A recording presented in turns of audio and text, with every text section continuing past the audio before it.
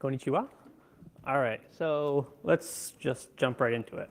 So to start off, let's talk a little bit about why we might want computers doing software security. So right now, we have software security assessment, and really it's kind of terrible. So if you think about, you make some reasonable estimates about how many people are writing software and how many people are reviewing software, it's a huge imbalance, which means even if you're writing software kind of slowly, people that have the job of analyzing this software have a lot of work to do. If you just kind of look at the numbers, even if you take kind of an average software analyst with these kind of reasonable numbers, you end up with something like 500,000 lines of code to review a year. And that's really just not feasible. You're never going to be able to do that. And to make things a little bit worse, until you kind of catch up and have people reviewing it at the same speed, you're building up this security debt. So we can think about this kind of as two different problems in networking terms. So you have a bandwidth issue, which is that we have programs being created faster than we have them being analyzed. And we have a latency issue, which is two things. It takes a lot of time to analyze a new program from scratch. And if you ever find a software vulnerability or a bug, it takes a really long time to triage this, figure out the issue, and patch it. So there's a couple solutions. So right now, this is kind of the state of things. We have a high bandwidth input, a lot of software being created. We have this high latency where a human has to analyze things. And then we have a low bandwidth output where this is the actual output they can do. So one solution is, well, I'll just hire someone better, right? I'll replace my software analyst with someone who can maybe analyze software faster. So maybe my latency is a bit better and my output's a bit better. This isn't really realistic. There aren't kind of these magical people that just analyze software twice as fast. So maybe you just say, okay, well, I'll cut down on the amount of software that I produce. Unfortunately, no one's going to do that. They're just going to keep producing more software to stay competitive. So, okay, maybe you hire more people. Now, this is great, but it's not really economical. You can't just hire as many software security analysts as you want, that you're going to run out of money. You also have another issue, which is you haven't solved the latency problem. These people will still take a very long time to analyze bugs, and you can't put 3 engineers on a problem and have them work 3 times as fast.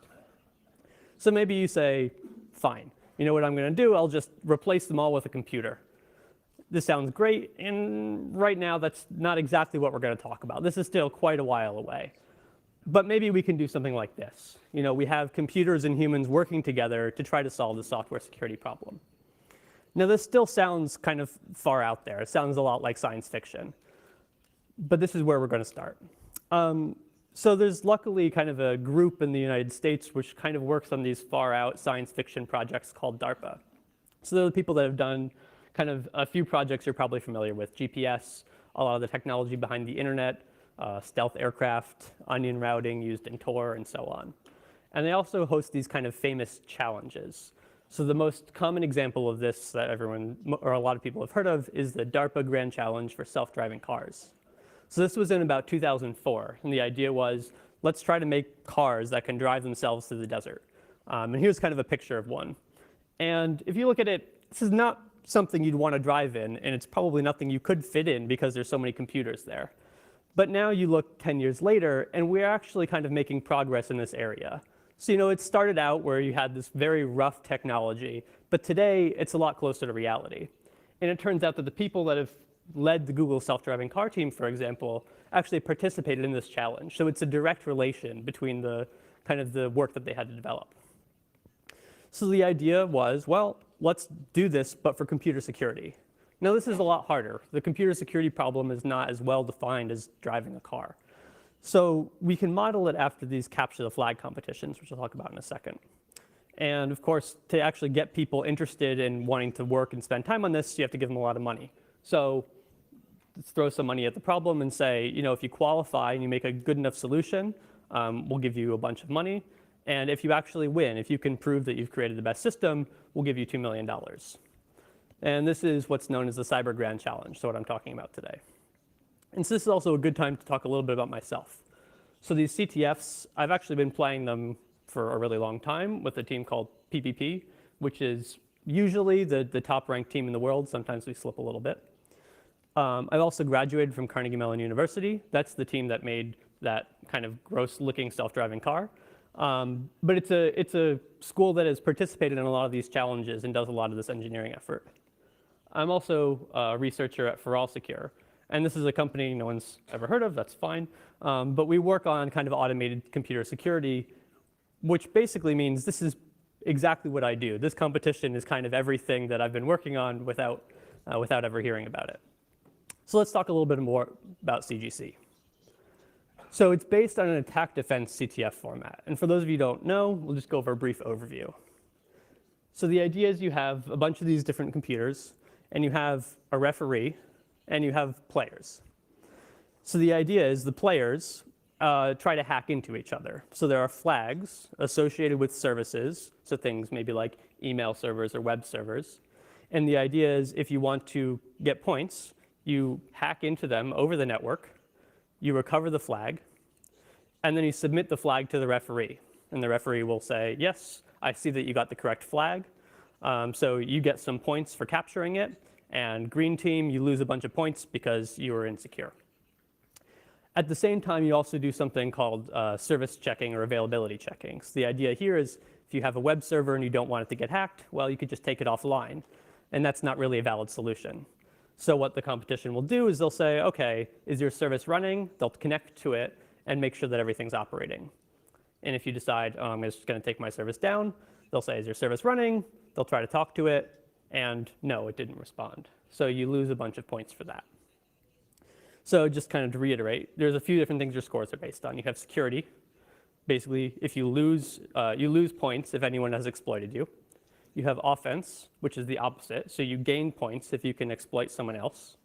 And you have availability, which is that you lose points if you decrease performance or you decrease functionality. So if you break the service you're supposed to be protecting. So DARPA has set this up a little bit differently for their competition. So computers are playing everything, and it turns out that they're running everything too.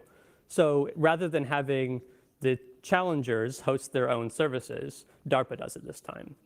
So if you want to patch a program, you give DARPA a patched program and have them run it. If you want to exploit someone, you send a program that sends exploits to DARPA, and they'll run this. So no longer is our architecture like this. It's now kind of like this. So we have a referee which runs its own version of the game. And if you want to talk to it and change services or something like that, you'll communicate through an API. So one of the nice things about this is DARPA now gets a lot more information about what's running on the services. So the availability scoring is very strict when they measure performance, because now they can actually measure the performance of services. If you imagine they tried to do this when you're hosting it yourself, they'd say, did you make the program slower? And you'd say, no, I didn't make the program slower. And of course, they're not going to trust you. But now they're hosting everything themselves, so they can actually measure this. So you lose points for functionality failures, as I mentioned. And the way that this is measured is when people create these challenges in these services, like mail or web or other types of service, you also generate tests. So maybe if it's a mail server, you'll go in and say, yes, I can indeed send an example email and it works. So you don't see this as a player. You don't actually see this is what it's supposed to do. You're not given a specification that says this is a web server, but you are given the web traffic. So if someone talks to it, you'll see that. And then for availability scoring, as soon as you start kind of decreasing things, if you make it a little bit slower or use a bit more memory, you start losing points. And they have a nice fancy curve that they've developed. And if you look, this is actually really strict. So maybe you think about something like taint tracking, which is kind of a common technology that people use. If you look in academia, taint tracking has about a 15% overhead just for speed. For memory, it's much worse, but just for speed, it's about 15%, which means if you tried to do this, you get about 70% of your score using the state-of-the-art taint tracking, which is kind of unacceptable. You're going to do very poorly if you do this. So you have to come up with a lot of interesting kind of solutions here. So just to go a little bit more detail about how CGC is formatted. So instead of using ELF or Windows files, they create kind of a new executable format that's similar to ELF files. There are only 7 syscalls, which are here. And this is for a couple reasons. So one, it makes running foreign code a lot more safe. So DARPA's running all of your challenges. They don't want you uploading a virus and then kind of infecting their network. But these are the only things you can do. So it's kind of a sandbox in itself. It also makes automated analysis a lot easier. So you don't have to worry about 200 syscalls that Linux has or something like that. From an automated standpoint, you just have to model these few things, which is great. So the first question is, if you're familiar with exploits, you might say, wait, I'm missing things like, fork or exec. How do I actually write an exploit in this? So for this competition, they kind of came up with two different things they defined as an exploit.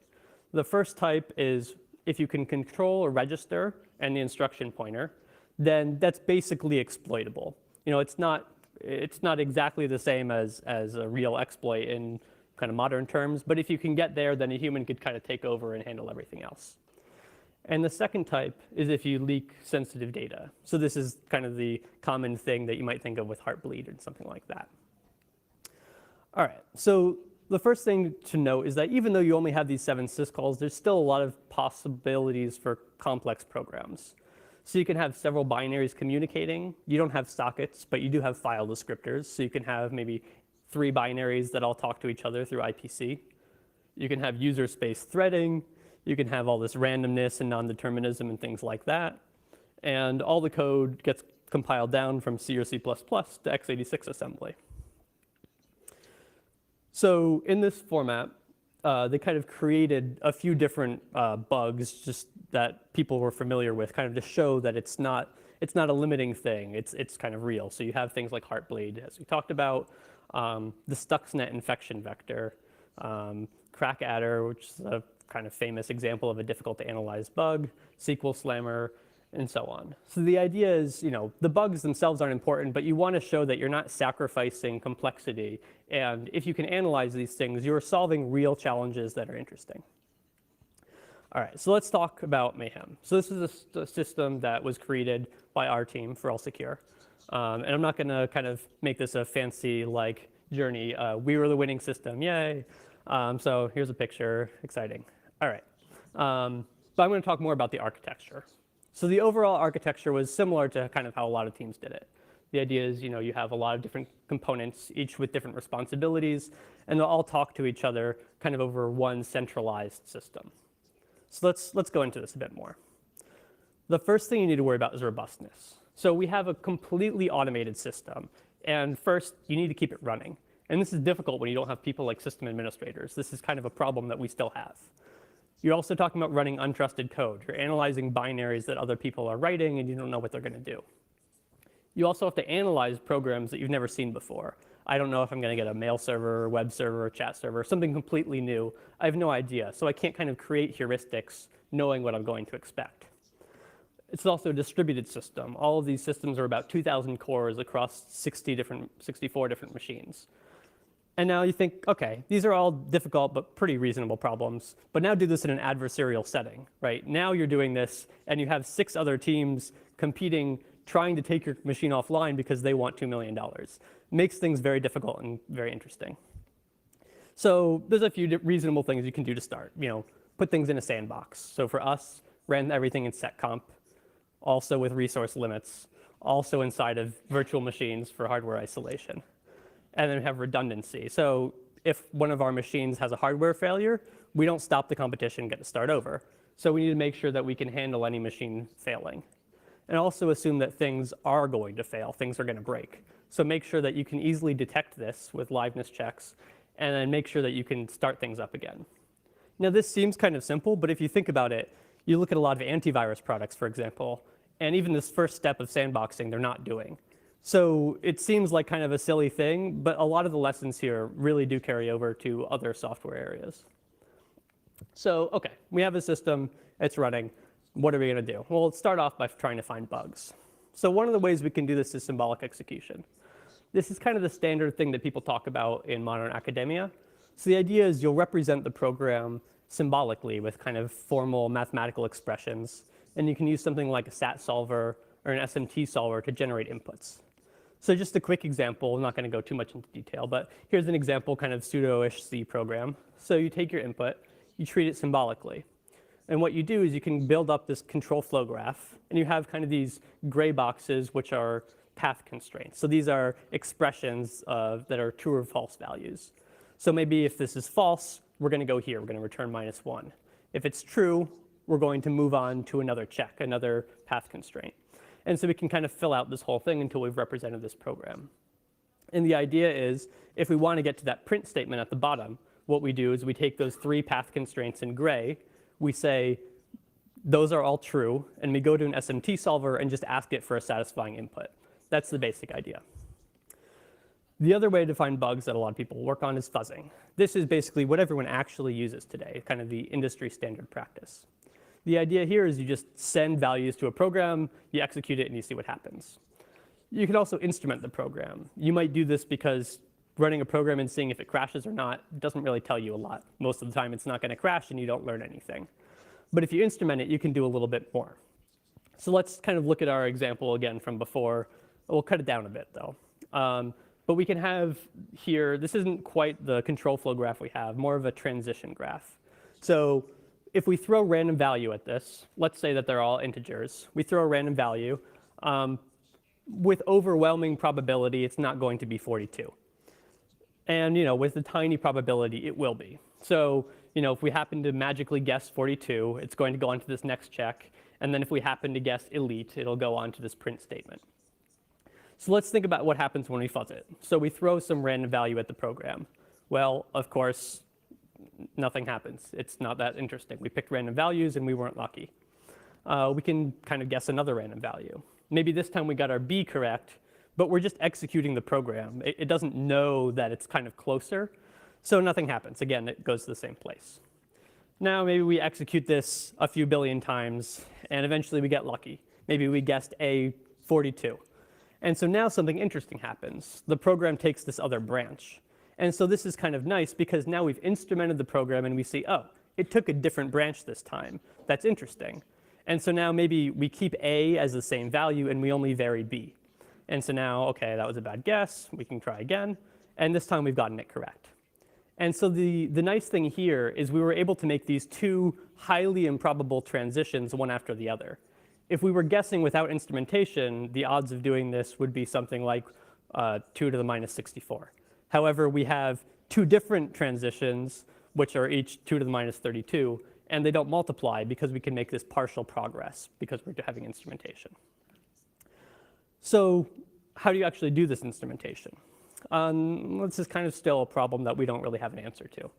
There's a few different tools. QEMU is popular and used in AFL, for example. The issue is all of these slow down your program a lot. So this is kind of a trade-off that you have to make. The whole point of fuzzing is to do things quickly, and when you start trying to work on this too hard, you end up making it slower, and it's not as good as just throwing random values at a program. So let's compare this fuzzing and the symbolic execution techniques. So fuzzing's really easy. You just have to run the program, basically. Symbolic execution, it's a lot of stuff. You have to write all of this additional analysis. Fuzzing, you execute a program very quickly, something like up to thousands of times per second, whereas symbolic execution, you're actually querying an SMT solver, which can be very slow. Fuzzing, you don't really know what's going on, right? You saw this value 42, it didn't know that. It happened to guess it randomly. Whereas symbolic execution, it can understand that. It can say, oh, 42 is an interesting value, I'm just going to try that. Fuzzing is very light on resources, whereas symbolic execution, well, you have to do all this other stuff. You have to represent things symbolically. SMT solvers use lots of memory, etc. Now, the benefit of fuzzing is you can take shallow paths and explore them very, very quickly.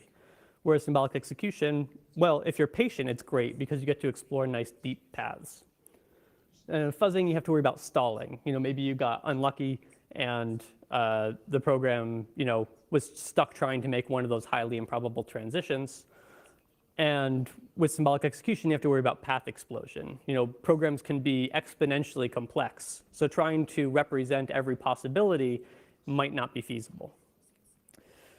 So they both have, their own trade-offs and benefits and disadvantages. So what we did, and what some other teams did as well, is try to do them together. So the idea here is maybe if we just run both of them in parallel, you can kind of get the best of both worlds. So you fuzz a program, and at the same time, you also symbolically execute it. And the idea here is you can kind of do the same thing as you did with fuzzing. You get an interesting input, and you can check if an input is interesting based on instrumentation, and then you can share it between the two. So maybe you get something interesting with symbolic execution, and you feed that back to your fuzzer. Maybe your fuzzer finds something interesting and you feed it back to your symbolic executor. So, okay, maybe we find bugs, but that's not it. We actually have to make an exploit. So there's a couple ways we can do it, but the easy one is symbolic execution. So we already talked about kind of how to navigate somewhere. You have these path constraints and you just feed it to an SMT solver. What if, in addition to the path constraints, you also said, oh, and by the way, EIP is this value, and kind of make that as a pseudo path constraint. Now when you query your SMT solver, it'll get you a solution for this as well. And you can just kind of add these SMT solvers into your exploit code. Now this doesn't always work, so you can also take, again, a hybrid approach where you do both fuzzing and symbolic execution. So you use the fuzzing to try to get maybe more interesting crashes that are maybe closer and easier for symbolic execution to analyze, and then you use symbolic execution to kind of generate an exploit. And it turns out we've actually been able to make some kind of interesting exploits that you might not have expected. So here's some code, and you're probably not going to be able to read it, that's fine.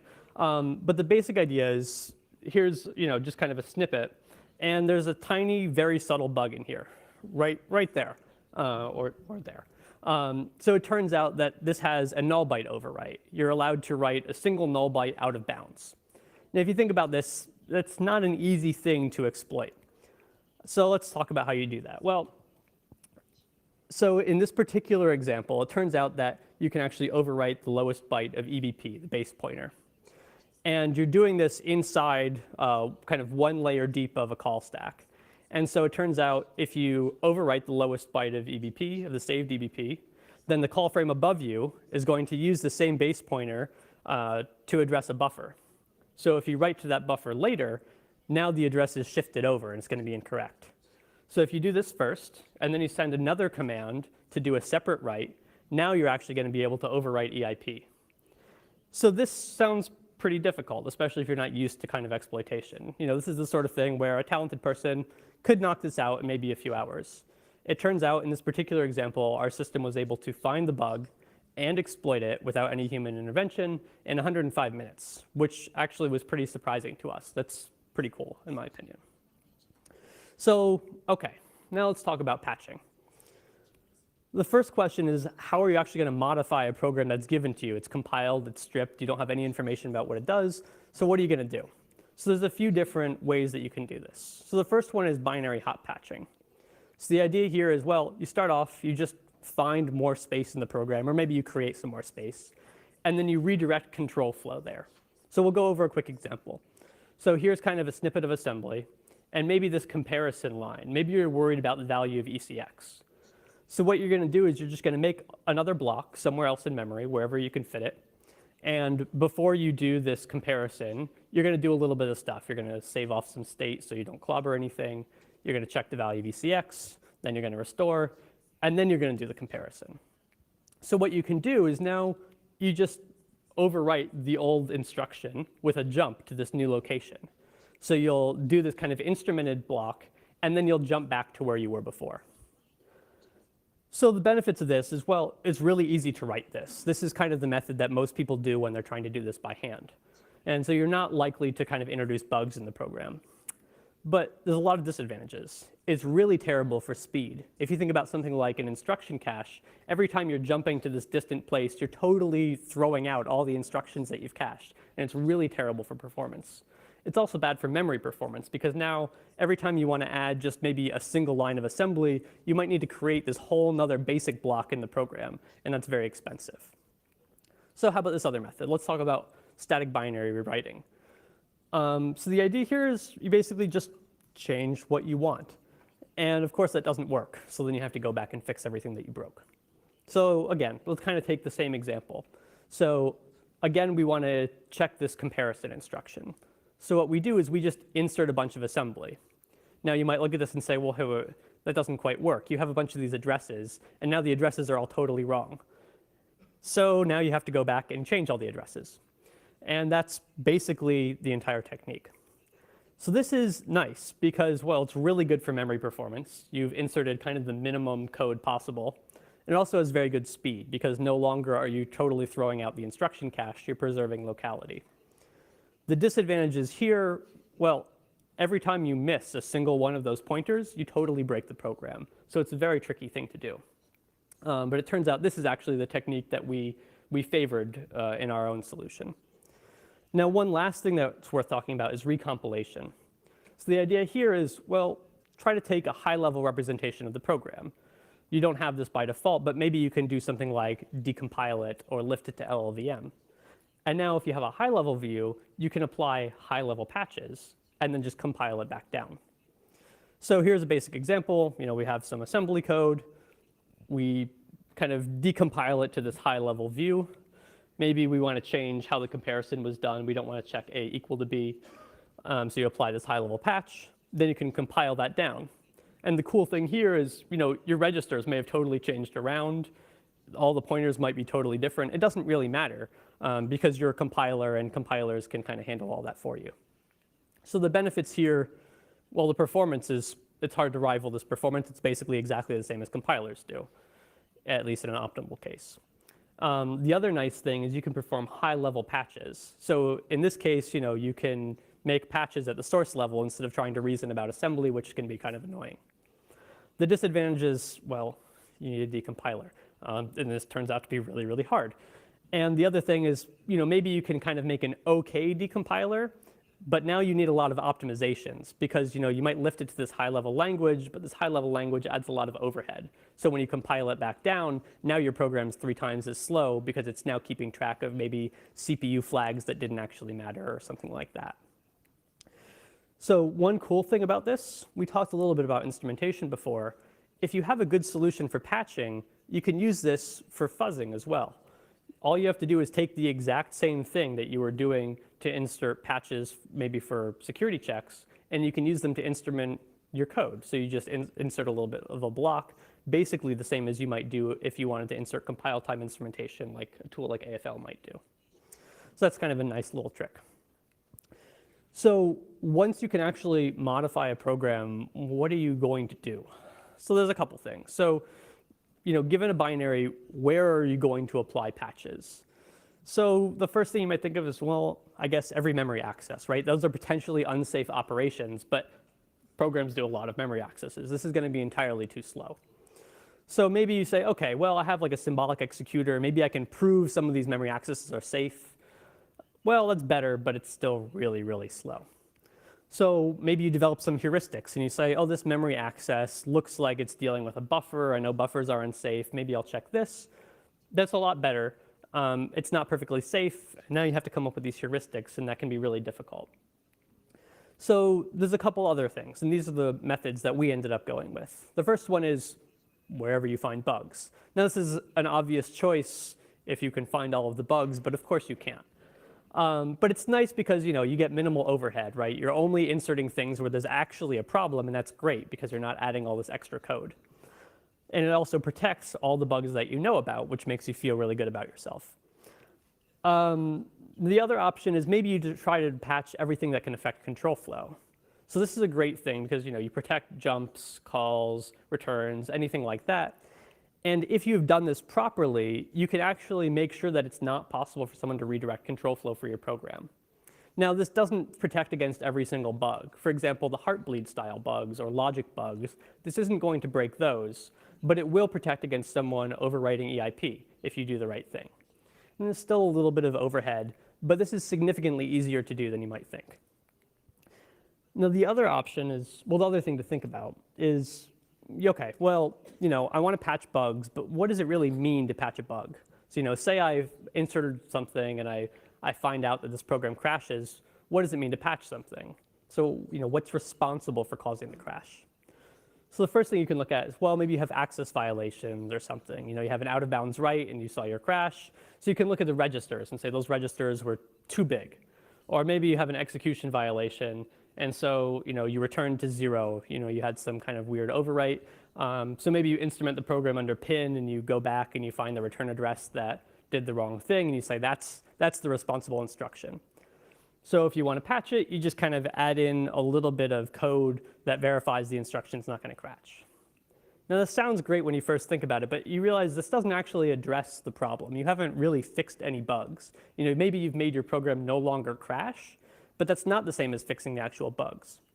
And this is a really difficult problem. I don't have a real solution here, but here's an interesting one that we looked into. So the idea is you have a bunch of inputs for your program. So let's throw all of the normal inputs, normal meaning they don't crash. And then you also run the program and you inspect all of the locations around your memory access. So again, let's say it was an out of bounds read or write. You can look at the registers involved in that. And you can actually infer some invariance about the program. So let's imagine that you run through this loop, some random loop in a program. Maybe you run through the loop 100 times and everything's happy, nothing ever crashes. But then you have a bunch of these crash files and you run them and you look and the loop counter is all, 101, 3000, et cetera. What you can do is you can infer that, oh, what they should have done is made sure that this loop never executes more than 100 times. So now when you go to patch it, all you have to do is add back in this invariant that you inferred. Now, this sounds cool, and it works great sometimes, but it's not perfect. It's still complex because you have to infer these invariants, and that's very difficult, but it's at least a start. Now, the other question, well, what if I don't find all of the bugs? Well, that stinks. But you can still apply generic patches. So what I mean by this is basically kind of the standard thing that compilers do to harden binaries. So something like stack canaries. So if you have kind of the call frame for a program, you have the return address, and you stick a canary right before the return address. So now if someone tries to overflow a local buffer, they'll overwrite your canary, and you could say, oh, my canary was modified, this is a big issue, I'm going to abort. You also have data execution prevention. So maybe you look at all of the allocate calls and you try to check for read, write, execute, or something like that, and do something special with them. You also have control flow integrity checks. So maybe you have just kind of the end of a function here, and you have a return.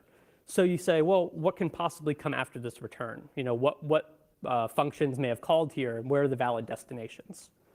And you also have out of bounds read or write protection. So maybe you can say, oh, if you're trying to write to the stack, make sure you're writing not above kind of the local stack variables, or you're not writing outside of my segment. If you normally try to talk to the heap, don't start writing to the stack, things like that.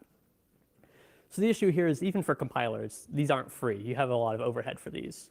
And unlike compilers, we don't even have access to source code, which makes this really difficult. But there's a few things we can do. So we have static analysis, and that's great because we can use that to infer some information. And we can also take a bunch of shortcuts. So let's think about something like CFI. Well, to do this perfectly, you have to know kind of an exact call flow graph for the program. You have to know the entire possibilities for all the control flow. But you can still kind of do a pretty good job. So even if you don't have this. So let's take the return example we just mentioned. Maybe you don't know all of the functions that could be predecessors to that. But what you do know is that if you're at a return, you came from a call. So you don't necessarily enforce the strictest control flow integrity possible, but you can still say every return must go back to a call instruction or something like that. And this is great because you're only fighting against machines. You're not fighting against humans, so these shortcuts aren't terrible. The other thing you can do is you can get free registers and things like that, the things that kind of a compiler would be able to do as it's running, like doing register coloring and stuff like that. And this helps you generate really efficient patches. And so when you're doing all this, you get to run a bunch of benchmarks and kind of determine, well, am I doing things reasonable? So us, for example, we were actually doing continuous integration tests. So we'd add something like control flow integrity, and we'd say, did this affect things? And maybe we'd say, okay, well, maybe if I do register spilling a little bit different, or maybe saving state a little bit differently, how can this change? And so doing these tests really helped us to kind of figure out what very efficient ways of patching and doing these security checks were. So the problem with performance checking, well, you can only do this when you know inputs. I mean, it's very easy, right? If you know inputs, you just run the valid inputs. You measure the memory, you measure the time, you just calculate the ratio. And if you want to check functionality, you just make sure that whether you patched it or whether you didn't patch it, it always outputs the same thing. And that's great for offline testing when we do our continuous integration tests, but what if we're in an actual competition? Here, things are really tricky because we don't know if someone's sending junk traffic at us, if this is an exploit, or if this is someone trying to screw around with us, or if it's a real traffic sent from the organizers to try to make sure our service is running. We also don't know if the output from our program is what it's supposed to be, right? If someone exploited us, they could have made our program print something entirely different. So one of the cool things here is we can, again, use our bug finding components. Now, we thought about them as only creating crashes, but things that don't crash are interesting too. because if they didn't crash and we decided to keep them, this means that they used the program in a non-trivial way, right? Because we were doing this instrumentation to say, oh, this explored kind of some new area of our program. And so if we see that this was the case, then it's a very interesting test case. So we can throw it against our program and maybe use this for performance measuring, things like that. Now, the next thing to talk about is decision making. So we have this automated system, and we need to make very informed choices. So things like, which patch should I apply? Is my system under attack? Which exploit should I be throwing if I have several different ones? And these aren't questions that just apply to this system, right? These are questions that people worry about in their businesses and things like that. So there's a lot of different ways to approach this when you don't have a human in the loop. So one is a fixed strategy. Maybe you say, every time I find a patch, I'm just going to submit it, and that's going to be my patched program. And this is nice. It's very easy to code a fixed strategy. It's never going to surprise you. You know exactly what it's going to do, and you can predict it, and that's nice. It's very comforting. You also have maybe a collection of strategies. So this is nice. So maybe you say, oh, I'm in last place. I should be a little bit more risky about what I do. Or maybe I'm in first place. I should be very conservative. And you can have kind of different strategies that you switch to in different scenarios. This is nice because, again, it's not difficult to code. You can kind of think about specific scenarios and decide what to do in them. And you're still not going to have surprises. And then we have kind of the last thing, which is a fully dynamic or learned strategy. And this is very difficult to code. You're probably going to make mistakes, and it's going to surprise you all the time. But that's not a bad thing. So let's talk about this for a second. This is the method that we ended up doing. And it turns out, pre-written strategies are great if you know everything you're ever going to see. But that's not the case in a competition like this. There's a lot of weird things that you might not expect. Maybe some other team was weaker or stronger than you expected, and that surprised you. Or maybe other teams are finding bugs that you never knew about. Maybe challenges have unexpected bugs. Maybe a bug was written by the creator of a challenge and they didn't even realize it. Or maybe, a team found something that wasn't ever expected. Or maybe things break in kind of new and spectacular ways that you never anticipated. And this is almost certainly actually going to happen. So one of the approaches is Bayesian estimation. And this is what we did. So the idea is you have a lot of information, a lot of these different kind of variables that you can look at. And you can say, some of these you can measure. For example, how likely is it that a team has patched? You can actually look and see, oh, they've patched this program, this program, and this program, but not these other 5.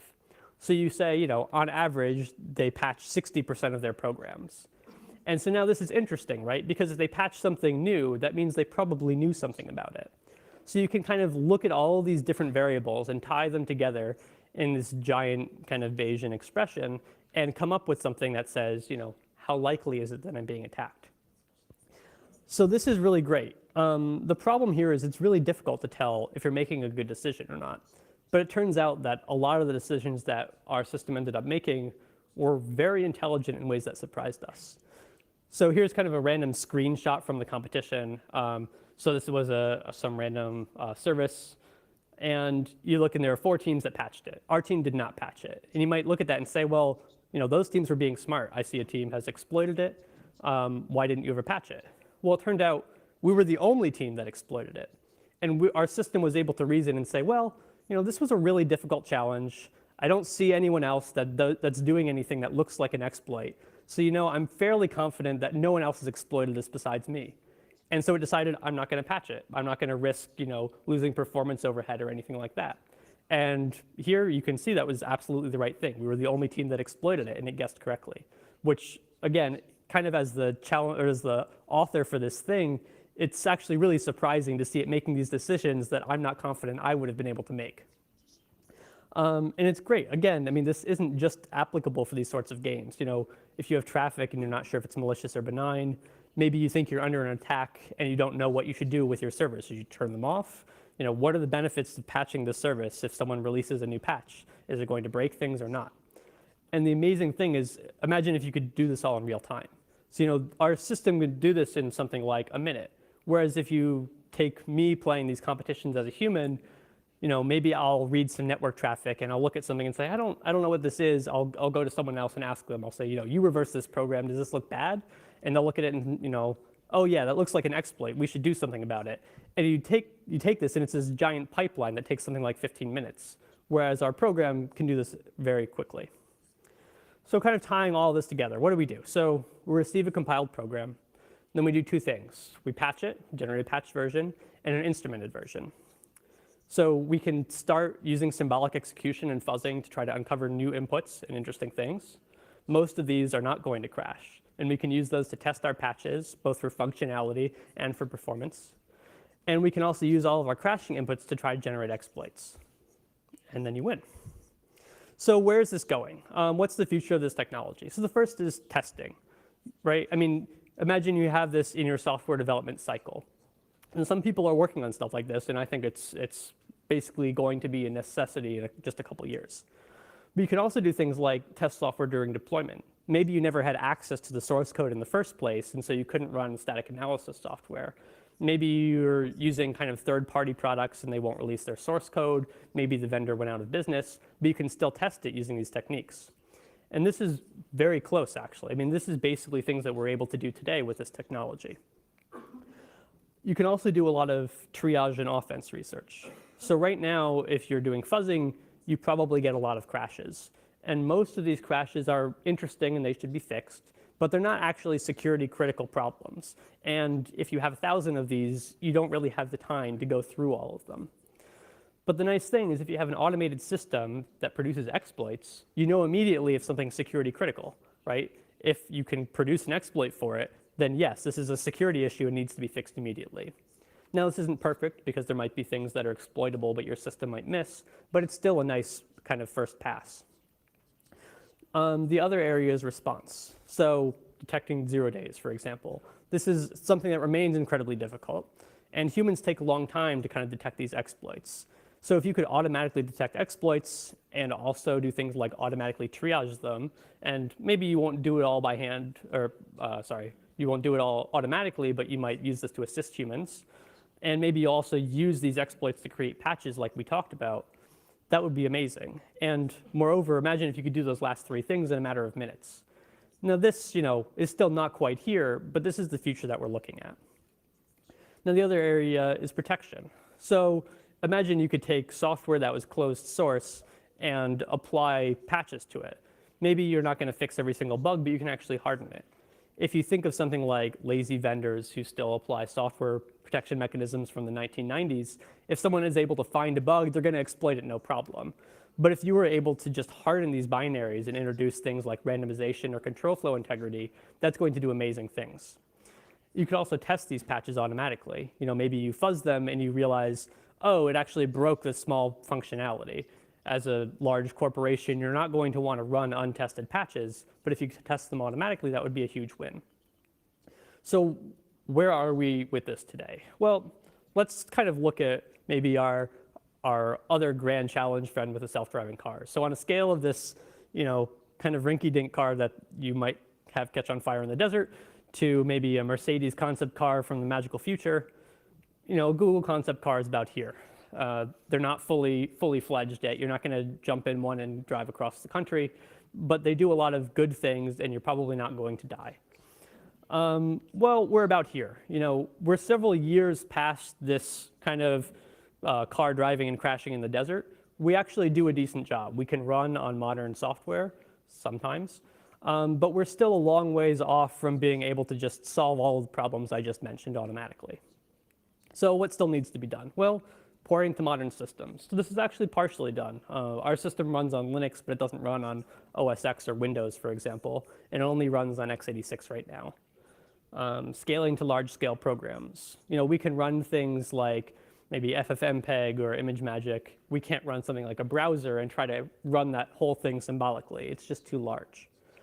Also adding more advanced technologies for exploitation.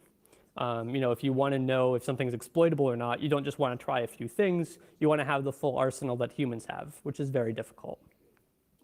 So what do I think the future is going to look like? Well, I don't think it's this big, scary thing. It's not going to be like the Terminator. It's not like that. I think it's going to be something more positive. It's going to be humans and machines kind of working together to create a lot of new and interesting ideas and new software security solutions. And that's it. Thanks.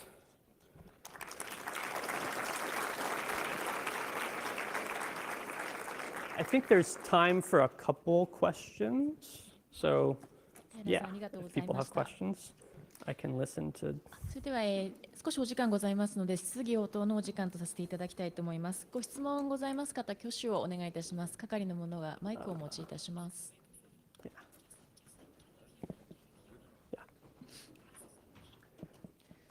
いかがでしょうか。こちらの方お願いいたします。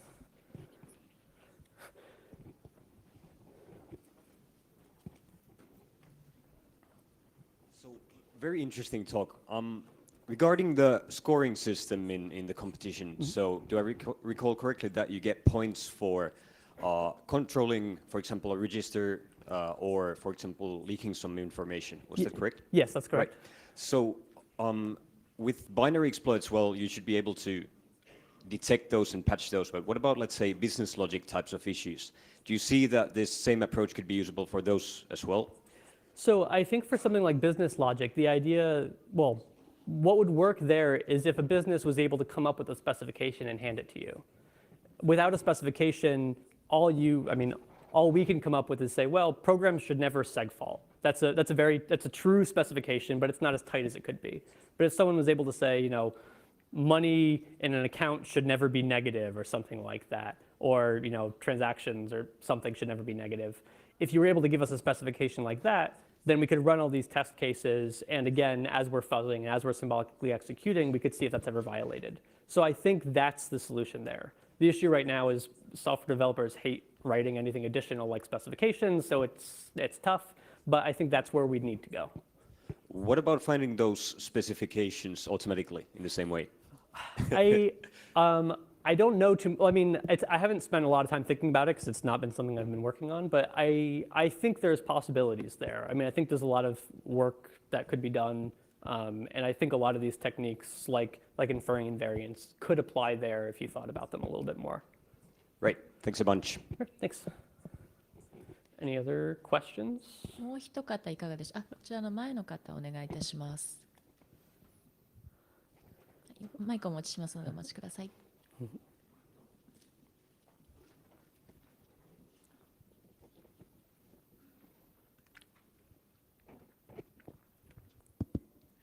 Yes. Could you explain me a little bit more about the choosing strategy? I'm very interested in how much human interaction was made in the process, and also your vision in near future. So the strategy was, probably one of the reasons that our team specifically won. I think a lot of people didn't spend a lot of time on the strategy. So we did a couple things. As I mentioned, we took this kind of very complicated approach where we had kind of this Bayesian thing. And what we ended up doing was we also wrote simulators for the entire competition. So we'd say, okay, this is what I'm going to do. What if another team takes this strategy or this strategy, and kind of play these kind of fake matches and see how we perform. And vision moving forward. So again, the next obvious step is just software testing. This is something that we can do today and find bugs in programs that people actually care about, which is amazing. And I think moving forward, some of the stuff I mentioned, again, I think the next big step will be something like Internet of Things. There's a lot of software that's being created very quickly on very cheap devices, which isn't necessarily security focused. And I think being able to do things like analyze those as quickly as people are putting them out is going to be necessary to kind of make sure that things aren't going. Okay. So thank you. So you mean in the process by choosing strategy, almost no human interaction was made at your team? Yeah. So you mentioned. So the entire competition was done. No human interaction at all. So we were not allowed to do anything. So and the next step is the complexity of the environment. You mean the number of the kind and the number of the node, something like that, right? Yeah. So our system itself was 64 nodes with about 2,500 CPUs and 16 terabytes of RAM. Every single team had the exact same hardware setup so that everything was kind of fair. And yeah, we were basically kind of maxing that out through the entire competition. It was about 20 kilowatts or something of power per machine. Okay, thank you. Thank you. Probably time for another question or two, if there are any. If not, also, I mean, I'll be around the kind of conference for the next couple of days, so feel free to always flag me down and say hi and ask me stuff. But if there's no other questions, I guess that's it. Oh, wait. Oh, sorry. Wait. じゃあ最後に Sorry.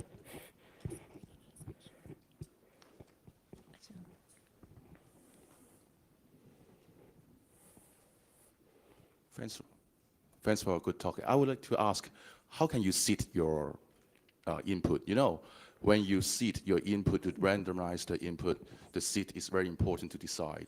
So this is, I think, because this is also one of my research areas. So I want to see how can you smartly to seed the input to generate and find the proper data fit into the system. It's a great question. So seeding this is very difficult. I mean, so if you think about something like fuzzing and symbolic execution, it's important to know roughly what your traffic is supposed to look like. So one of the things that we did to start out with is we do get a network tap for this competition. So what we did is we looked at the network data and tried to parse that and turn that into valid seeds. So the way that this worked for us is we'd actually run it against the program. We do things like notice if there was randomness. So we'd run it several times and see if it ever differed. If it differed, we'd try to kind of fix the randomness in kind of weird, complicated ways. If it didn't differ, then we'd say, okay, this is at least a valid network seed. And then we do a lot of min setting. So for those in the audience that don't know, this is basically when you look at the interesting branches that a seed may have taken, kind of take the smallest set of seeds possible that cover all of your interesting cases. So we did a lot of this to make sure, when we shared data back and forth, we only shared kind of the min set. I don't know if that answers. Yeah, thank you, Dan. It's a very important question, I think so. Thank you. Thank you very much. All right, I think that's it. So thank you again. どうもありがとうございました。